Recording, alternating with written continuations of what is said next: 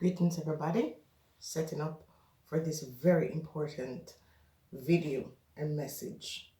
Excuse me, no matter what I do to this house, the lighting in here is just not very good. So, just listen. Don't worry about looking at me, just listen to what I'm saying. Now, I spent the day yesterday preparing for a classroom type of teaching, gathering all my information and getting the classroom set up to teach. And up until 10 minutes ago, that was still the plan, and I had to abandon. So over here I have a few of the notes, the stuff that I was planning to prepare, and I will use a little of it for reference. But I have decided to throw that through the window because all of that stuff, all that beautiful thing, I was going to edit it and I was going to give it to you in fine style. But I realized one thing. I will go back to it at the end, what I have realized. Now, I also decided that I was going to abandon that and I was going to come here very raw, and I was going to bring brutal anger and righteousness to this conversation, and I threw that out too.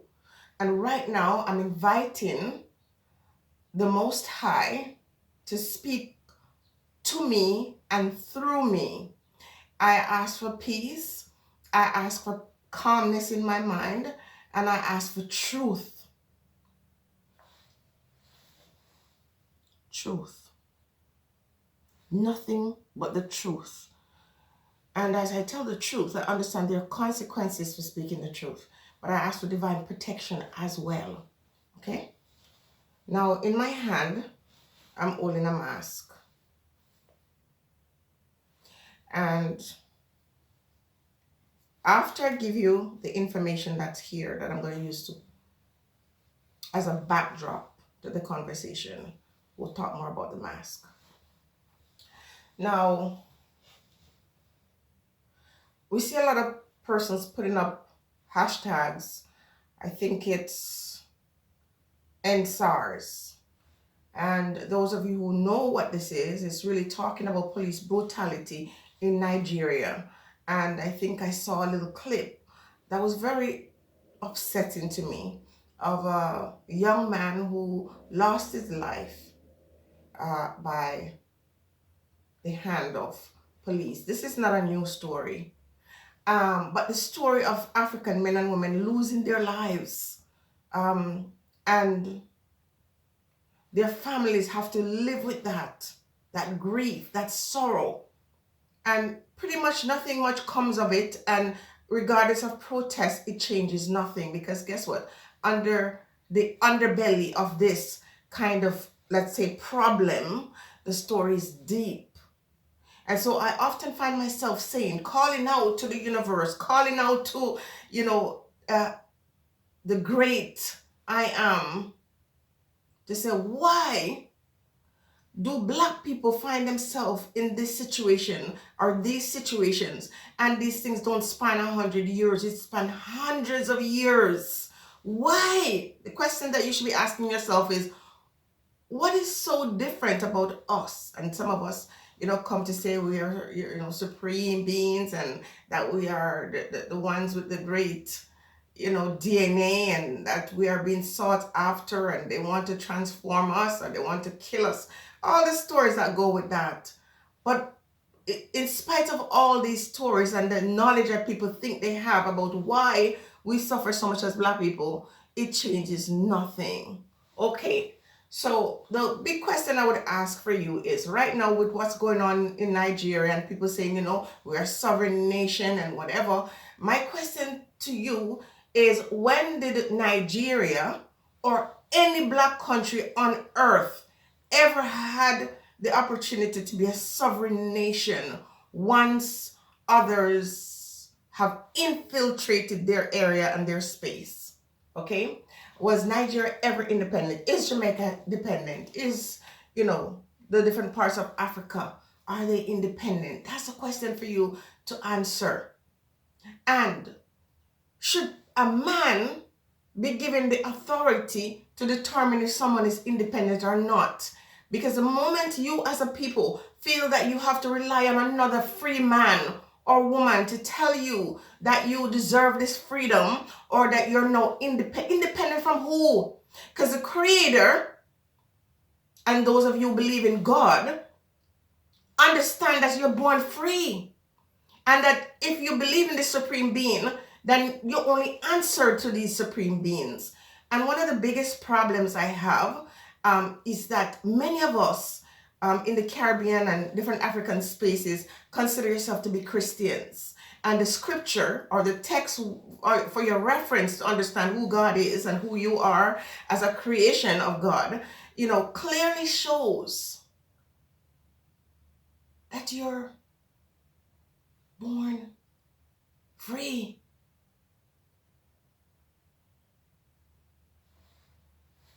You're born free. But you don't walk in that truth. And so the ones who introduce Christianity to you and tell you these things, lay out the things in the text and tell you how you're supposed to live, these ones come and they change the text at will. 1 minute they tell you this is evil, and the next minute they tell you it's okay, it's good. And so you live in this perpetual state of fear and confusion. Okay, so the question I ask is, was Nigeria ever an independent sovereign nation? Now, see, a lot of people want us to believe that, African people's history started with slavery. That's what you're taught in schools. That's what you're taught in different African spaces.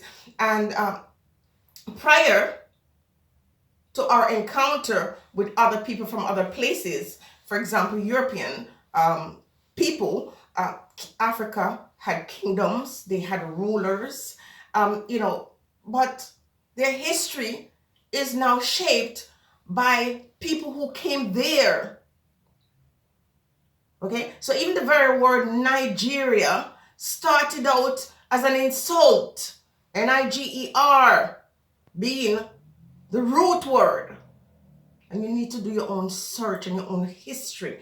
Okay, but let's look at the hidden history. So we're looking at the 15th century, around 1944. 10 African men were granted to Portugal as a gift by Prince Henry the Navigator. And after that, 235 Africans were brought from Guinea, or the place was named Guinea because, Guinea meaning dark-skinned people, okay? And these were presented again to the Portugal as gifts, okay? When Great Britain started going and invading Africa, they took charge of the Guinea. You had a period where they call this area the Grain Coast and the Gold Coast and the Slave Coast. And the biggest atrocity in Africa and in the history of mankind is when they took black people as cargo. Black people were taken from their space between 1665. Listen, let's look at this one. Between 1665, when Charles II was ruling, to 200 years later. During this time, 4,803,000 slaves were exported between 1501 and 1867. And this was only in Benin and Biafra, with a profit of 180% to 280%. I'm going to leave it there in terms of those references. And I'm going to recommend a movie for you at the end. Not a movie, but a documentary for you to go and watch for yourself. Now, I'm a student of history. Not just taking a course here and there, but, has a degree in history.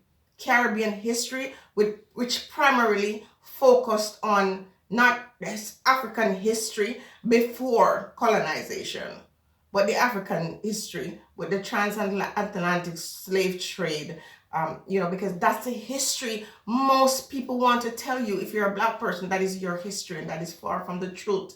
What I want to say is, from Elmira to Lagos, the slave port was able, in the beginning stages, they were able to take up to 800, kidnap up to 800 people, like on a typical day, and they'll be able to move this cargo within a 20-minute radius. Now, what am I saying? All of this, those of you who are not patient, you can't listen to this video. You can just tune in another time. Those of you who want to hear will listen. Now, in the height of this slave trade, people saw African people as subjects and objects, never as human beings. And in all the changes we've seen, and all the fight and all the protests that we've seen over the years, the black man and the black woman is still seen as an object. And our leaders around the world, whether they be black or otherwise, continue to rule over people who were born to be free. Born to be free, born in a space where captivity was not the design of the universe or the creator. But here we are. Now, there's a mask. We all know what's going on in the world, and we're told to wear this mask. Now, for most of the winter, I didn't go outside because I have underlying health issues. And then they said, you have to now wear a mask to enter these stores. And I have been wearing these masks. Now, is it right for me to wear this mask? You all have to make your own personal choices. I can tell you that every time I enter a store, because I cannot go in there without wearing this, every time I enter in this space, when I come out, I'm sick for perhaps a day or two. I can't breathe. It makes me ill. Okay? So those of you who are able to wear a mask on your face and you stay well, bless up yourself, big up yourself. But I'm saying these masks make me sick. Now, I'm not a lawbreaker, and I'm not someone who likes to go out there and make trouble and try to oppose other people and their rules. But the thing is, how long can I wear this mask for? And so I'm going to segue in the topic. The question is Buju saying anything wrong? Is he saying anything wrong? He has asked questions, right? And the questions are valid questions. How long shall you bask in the glory of your brutality? That's the question. And the last time I asked that question, people understood it. How long? How long? Now let's get to the meat of the matter here. So we talk about history. We talk about what the British Empire did and how it went and took human cargo and how it dominated the people of Africa and the people in the diaspora for hundreds of years, and nothing changed. And the problem is, or the situation is, you are dominated because you're weak. Well, say, you're weak. And many of you are saying, oh, I'm strong and whatever. In the very scripture, and most of you Jamaicans and most of you black people in the world that claim you're Christian, you love to come and beat people over the head with the Bible, and yet you don't live it. You don't stand by it. You fear man than you fear the God that you claim to serve. Because in the very scripture, it said that in the last days, whether this is the last days or not, it's irrelevant. It says in the last days, you will not be able to buy or sell or this or that. And most of you, if someone said they didn't believe in Christianity, you come to condemn them, you come to kill them. And yet the scripture said this was going to happen, and this would appear like it is what we hear all these years was going to happen. And when someone come out and try to bring you to that truth, you jump all over them. Jamaicans, let me tell you something. It is a sad state.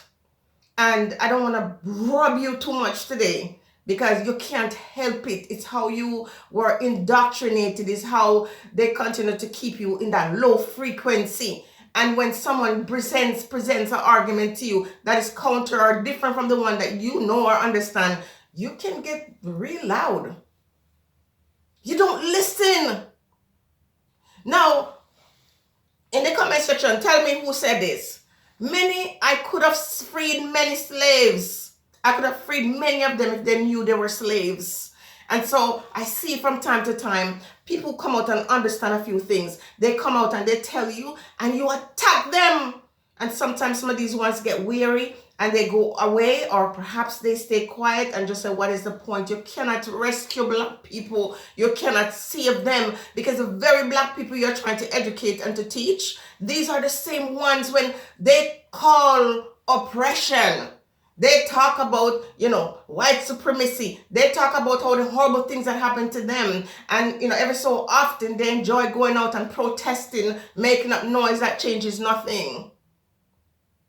And then when anything happens in crisis, whether it's the ones who they're protesting against or their own, they fail to understand the reason why you stay in this low frequency and this low vibration is because you are a traitor to your ancestors. You don't honor your ancestors. And when I say honor, we're not saying to go to a grave to go pray to a stone, but I'm saying the spirit lives. The body is a house, and the spirit dwells within the house. And once the house is broken down, the spirit remains forever and ever. Now, you criticize someone like myself who talk about the ancestors, and yet every religious holiday, every one of these things that we have in Western or European spaces is honoring the traditions of their forefathers. Every single one, some of which are pagan.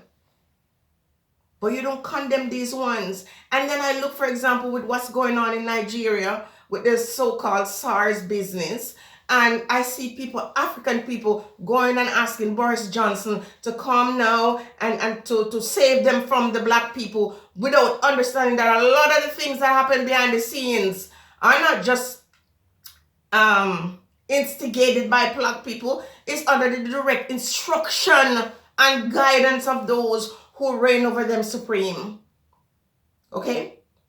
So when you try to come out here and to educate your people, you are going to be attacked. Be prepared for that. And you have to ask yourself, is it worth it? Is it worth it? So I wear the mask, not because I'm believing that it's going to help me, because most of the mask on the packages, it says this will not protect you from. This is not going to protect you, but here's the real reason why I wear it. Because of my underlying health issues. And I know that you can get flu from someone sneezing on you. And I'm thinking, if I have this on, maybe, just maybe, it might take away some of the virus that's in the air. It doesn't protect me necessarily, but it might give me a little opportunity to stay healthy. It doesn't protect you from a disease. I'm just trying to protect myself from the common cold. Now we all have to make decisions ultimately.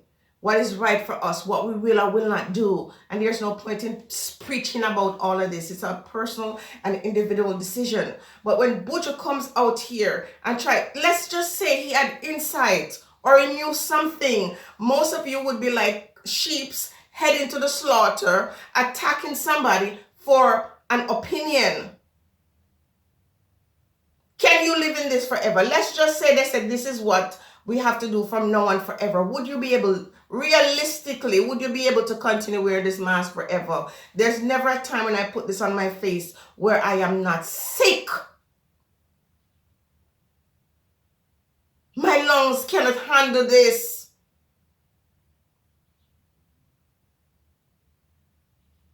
My lungs cannot handle this. And I don't know, and I can't call and say for sure 100% exactly what this aims to do. But I know that there's a lot of things, what I see in my spiritual eyes, that are going to happen. And many of you who mock the ones who try to warn you, you're going to be the ones, that they'll herd up.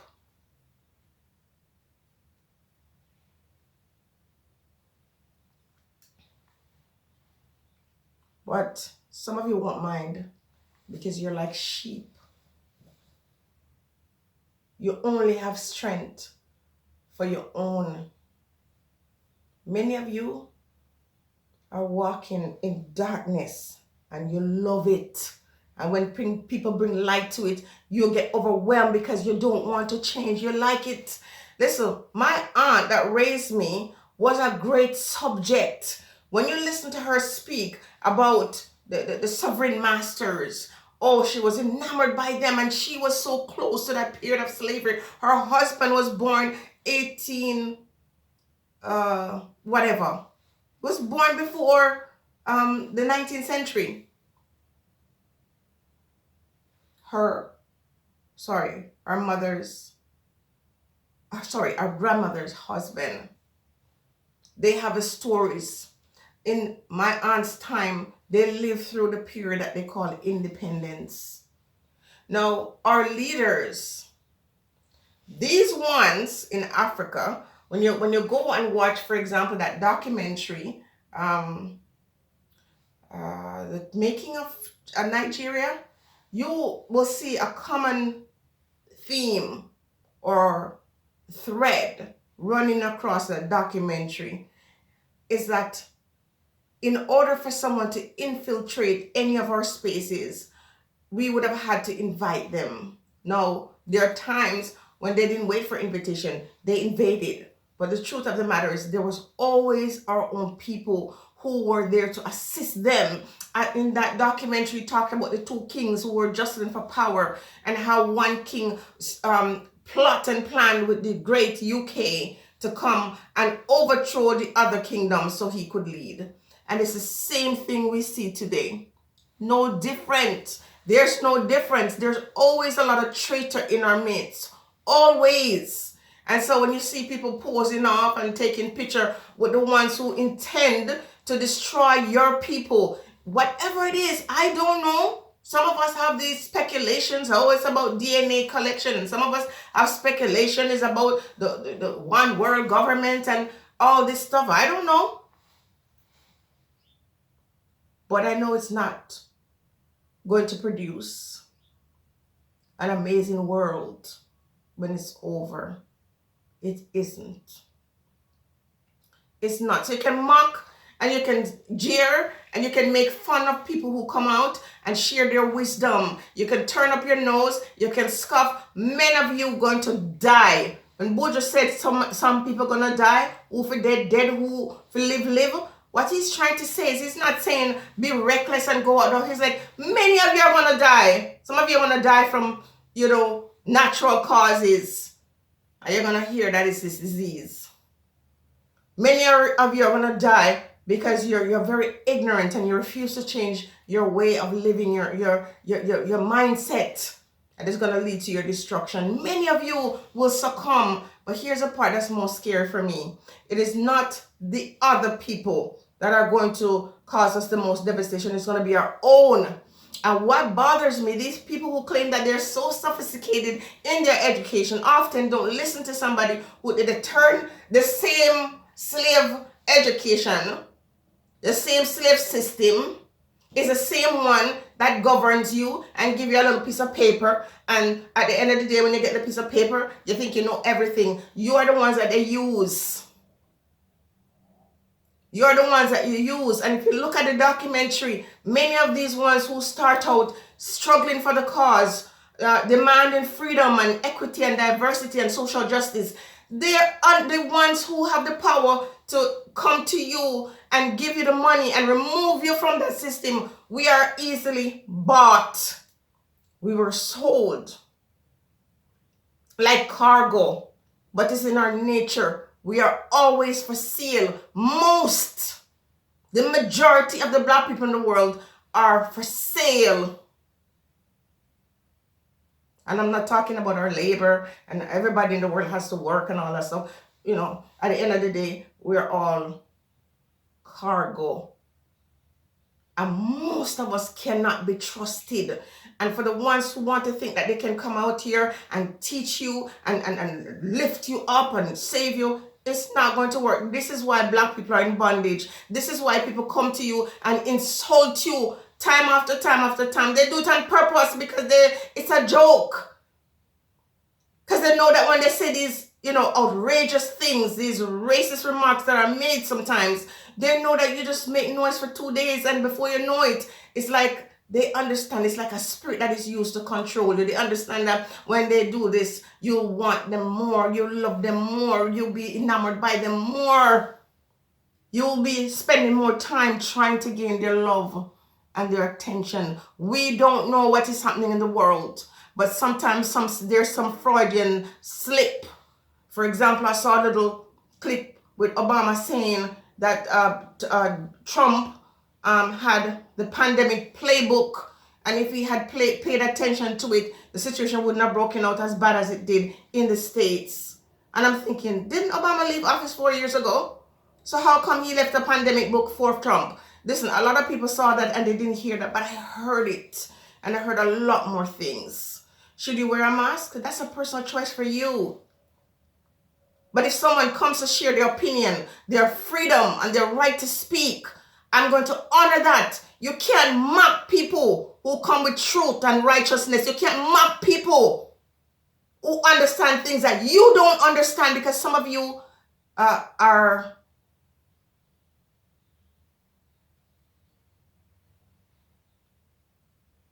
I won't say that word.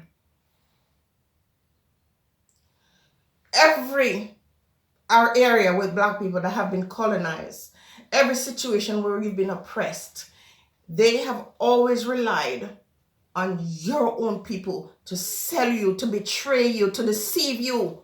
And there's always going to be a long lineup of individuals within your communities, within your race, within your home, that is going to be ready to collect that piece of silver.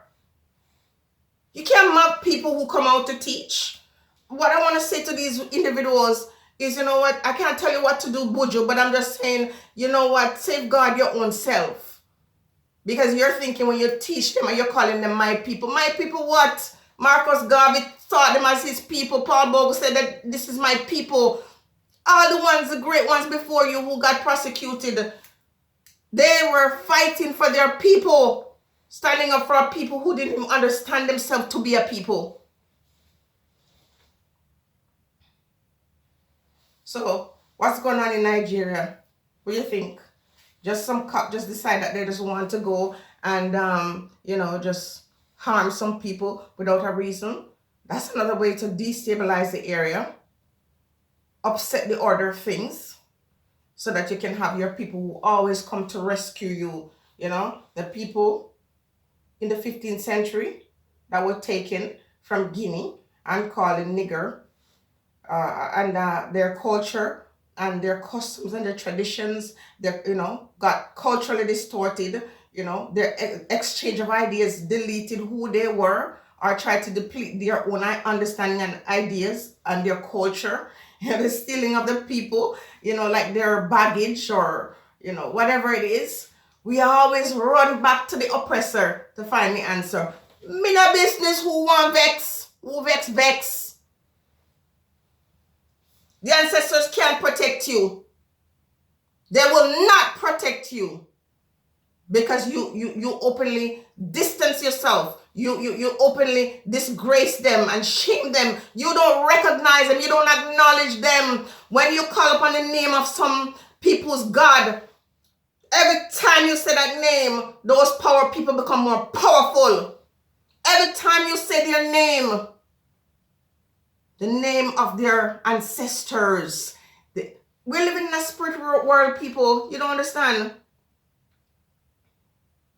Many of you criticize Africa and the traditions of Africa. You see somebody drinking blood in Africa. Ooh, oh my God, it's horrible. And yet you go in church and take cups and say you're drinking the blood of whomever. And you're eating the body. What is more disgusting than that? You're simulating drinking blood and eating flesh. And if you saw your brother do that. But I'm saying I'm with Nanny all the way. I'm with every African person who did what they had to do. Every Maroon who stood up and said, I am not going to be controlled. And so for some, this might be a method of control. For me, I just go and work with it for the moment. And I pray and ask that every plan and plot of the enemy shall be brought to open disgrace. And every single individual who plans and plots and delivers what is not the truth, may they come to open shame and disgrace. I'm going to end this here right now. I'm going to end this and I'm going to say the reason why you're in captivity or you've gone into captivity is because you are wicked. You are ungrateful. You're wicked and ungrateful. And as long as you stay there and denounce or renounce your association with your forebears, you will forever be in captivity. Stay blessed, everybody.